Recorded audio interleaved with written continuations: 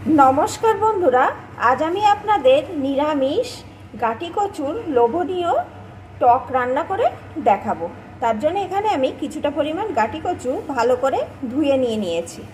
आमी किन्तु गाटी कचुटा खोसा छाड़ाइनि, आगे भालो करे धुए नियेछि। एखन भाप दिये नेब, तारपरे नोकेर साहाज्ये खोसाटा छाड़िये नेब। आपनारा चाइले आगे खोसाटा छाड़िये भाप दिये निये निते पारेन, कोनो रकम असुविधा नेই। आमी जेहेतु खोसाटा शुद्धई भाप देब ताई आमी किन्तु आगे थाकते भालो करे धुए निये नियेछि, कारण गाटी कचुते प्रचुर परिमाणे माटी थाके। এখন আসুন বন্ধুরা, প্লিজ একটা লাইক দিয়ে ভিডিওটি ফুল ওয়াচ করুন আমি কিভাবে গাটি কচুটা রান্না করি। এখানে একটা পাত্রে কিছুটা জল নিয়ে নিয়েছি, এর ভিতরে আমি গাটি কচুগুলো ঢেলে দেব। এখন ভাপ দিতে বসিয়ে দেব। এখানে পাত্রটি ধরে আমি ইন্ডাকশন ওভেনে বসিয়ে দিয়েছি। ভাপ দিয়ে নেব, তারপরে নখের সাহায্যে খোসাটা ছাড়িয়ে নিয়ে ফিরে আসছি। বন্ধুরা, ভিডিওটি সম্পূর্ণ দেখাতে হলে ভিডিওটি অনেকখানি বড় হয়ে যাবে। আর এই কচুটা এমনভাবে ভাপ দিতে হবে যেন পুরোপুরি যেন সিদ্ধ না হয়ে যায়, তাহলে কিন্তু রান্না করতে অসুবিধা হবে। 50% মতন সিদ্ধ করে নিলেই হবে, তাহলে নখের সাহায্যে টানলে খোসাটা সহজেই উঠে যাবে। আর গাটি কচুর টকটা রান্নার জন্য এখানে আমি একটা পাতিলেবু নিয়ে নিয়েছি। আমার যে পরিমাণ গাটি কচু আছে এই একটা লেবুর রসেই আমার টক ভাব চলে আসবে। আপনারা চাইলে তেঁতুল দিয়েও টকটা করতে পারেন, তবে তেঁতুল যদি কাঁচা তেঁতুল না থাকে পাকা তেঁতুলে তরকারির কালারটা ভালো আসে না, তাই আমি এখানে পাতিলেবুর রস দিয়ে টকটা রান্না করব। এই লেবুর রসটা কিন্তু অনেকখানি, তাই আমি একটা লেবুই নিয়েছি।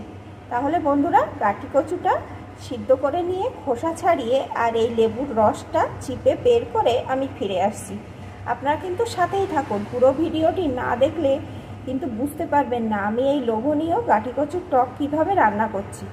এটার স্বাদ কিন্তু অসাধারণ হয়, আর একবার খেলে মুখে কিন্তু লেগে থাকবে। গাটি কচুগুলো ভাপ দিয়ে আমি খোসা ছাড়িয়ে নিয়ে নিয়েছি। আর এখানে পাতিলেবুর রসটাও কিন্তু আমি চেপে বার করে নিয়েছি। রান্নার জন্য কড়াইয়ে আমি পরিমাণ মতো সর্ষের তেল বসিয়ে দিয়েছি। আমি রান্নাটা সর্ষের তেলেই করব বন্ধুরা। টক কিন্তু সর্ষের তেলেই স্বাদটা ভালো হয়, যে কোনো টক। এখন তেলটা গরম হয়ে যাওয়ার পর এর ভিতরে ফোড়নে দিয়ে দেবো একটা শুকনো লঙ্কা, একটু 5 ফোড়ন। ফোড়নটা সুন্দর করে ভেজে নেব। ফোড়নটা এখানে সুন্দর করে ভেজে নিয়েছি। এখন এর ভিতরে আমি গাটি কচুগুলো দিয়ে দেব।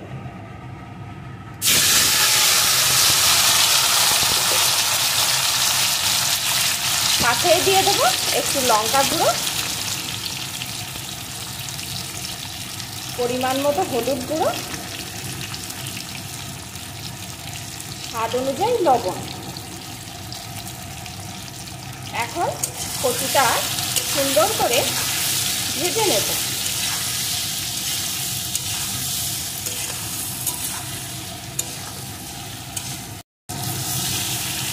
কচুটা সুন্দর করে এখানে ভেজে নিয়েছি। এখন এর ভিতরে দিয়ে দেবো আমি পরিমাণ মতো জল।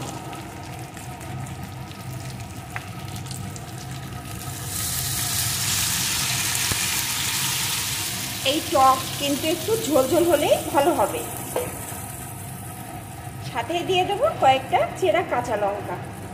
টক ঝাল মিষ্টি, মিষ্টিটা তো এখানে দেওয়া যাবে না, আপনারা চাইলে একটু মিষ্টিও দিতে পারেন, তবে আমাদের মিষ্টি কেউ পছন্দ করে না, তাই আমরা এখানে মিষ্টি দিলাম না। আমরা একটু টক ঝাল পছন্দ করি, তাই ঝালটা দিয়ে দিলাম আর টকটা দিয়ে দেব। এখন বেশ কিছুক্ষণ ফুটিয়ে নেব। তরকারিটা কিন্তু এখানে ভালো রকম ফুটছে। এখন এরকমভাবে কিছুক্ষণ ফুটিয়ে নেব। তার মধ্যে আমি এই টকের জন্য যে মশলাটা সেটা রেডি করে নেব। মশলাটা রেডি করার জন্য এখানে আমি গ্যাস ওভেনে একটা কড়া বসিয়ে ভালো রকম গরম করে নিয়েছি। এখন গ্যাসের জোরটা একদম লোতে দিয়ে দিয়েছি। এখন এর ভিতরে দিয়ে দেবো একটা শুকনো লঙ্কা, কিছুটা 5 ফোড়ন। অল্প আছে এই মশলাটা একটু ভেজে নেব। বন্ধুরা, এই গাটি কচুর টকে কিন্তু অবশ্যই এই মশলাটা দেবেন, তাহলে কচুর স্বাদ ভালো আসবে, সাথে সাথে এর গন্ধটাও কিন্তু দুর্দান্ত হবে। এই টকের এই মশলাটা দিয়ে রান্না করলে এর গন্ধেই আপনাদের জিভে জল চলে আসবে।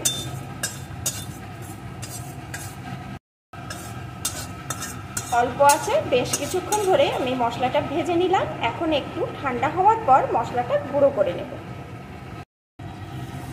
মশলাটা রেডি করতে করতে এটা কিন্তু বেশ কিছুক্ষণ ফুটিয়ে নিয়েছি।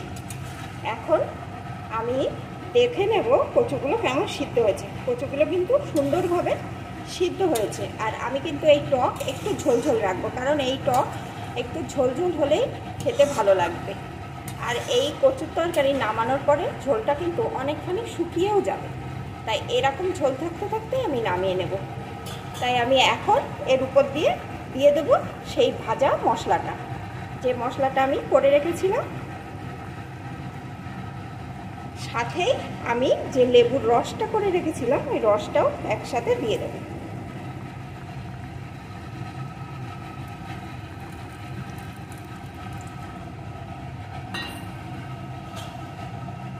এখন একটু মিশিয়ে নেব। মিশিয়ে নিয়ে অল্প একটু জাল করে নেব। বেশিক্ষণ আর জাল দেবো না, তাহলে মশলার যে একটা সুন্দর গন্ধ সেটা কিন্তু আর থাকবে না। জাস্ট একটু এইভাবে নাড়িয়ে 2 একবার ফুটিয়ে নেব।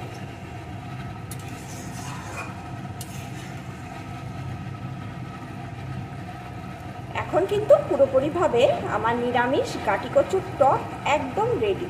বন্ধুরা, আপনারা তো গাটি কচু অনেকে অনেক রকমভাবে খেয়েছেন, একবার অবশ্যই এইভাবে টক রান্না করে খেয়ে দেখবেন। একবার খেলে মুখে স্বাদ লেগে থাকবে আর জিভে কিন্তু জল চলে আসবে। গরমের দুপুরে গরমের সাথে ভাতের সাথে এরকম এক বাটি টক হলে আর কোনো পদের দরকার পড়বে না।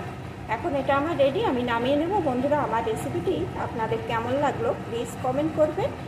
আর আপনারা অবশ্যই এইভাবে বাড়িতে তৈরি করে খেয়ে দেখবেন কেমন লাগে। আর ভালো লাগলে রেসিপিটি অবশ্যই কিন্তু একটা লাইক দিয়ে দেবেন। এখন এটা আমার রেডি, আমি নামিয়ে নেব।